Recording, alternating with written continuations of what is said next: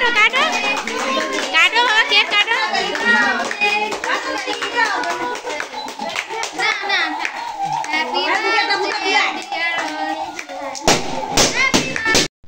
শুরুতে video clip দেখেই তো বুঝতে পারছেন আজ ছিল আমার সোনা বুড়োর জন্মদিন।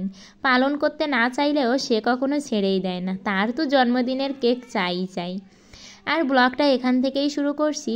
আমি এই সন্ধ্যার দিকে কিন্তু গোপালকে প্রসাদ দিয়েছিলাম। এটা এখানে পায়েস ছিল আর ছিল ছানা আর লাড্ডু।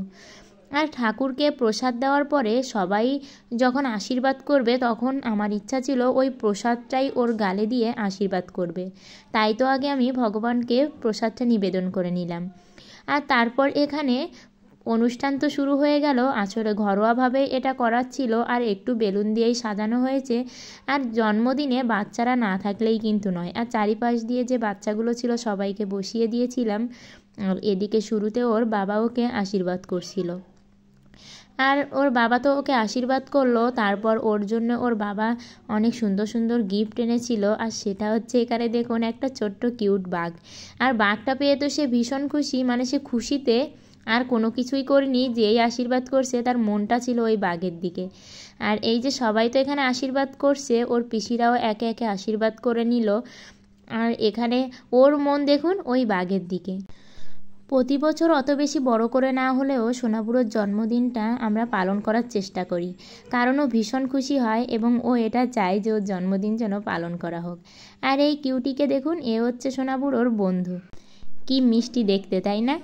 আর এখানে সেও তো এনজয় করছিল, তবে তাকে আর ওখানে ছাড়া হয়নি, কারণ ছাড়লে সে এতটাই দুষ্টু যে সব কিছু নষ্ট করে দিতে পারে। আর এদিকে ওর পিসি আশীর্বাদ করে এখানে ওকে যখন টাকা দিয়েছে ও কিন্তু সেটা পেয়ে আগে নিজের পকেটে ঢোকাতে গিয়েছে। আর তারপরে এখানে আমার মা আশীর্বাদ করে নিচ্ছিল, মানে সোনাবুড়োর দিদা। আর তার তো এসব গিফট পেয়ে আর তো মন আর এখানে নেই আশীর্বাদের দিকে। সে শুধু বসেই ছিল যে কখন কেকটা কাটা হবে। ছেলের জন্মদিন করতে গিয়ে অনেক তিক্ত অভিজ্ঞতা আছে। নিজের পয়সা খরচ করে ছেলের জন্য জন্মদিন করব, আর লোকেরা তো খেয়েও যাবে, আবার একটা না একটা বাজে কমেন্ট করতেই থাকবে।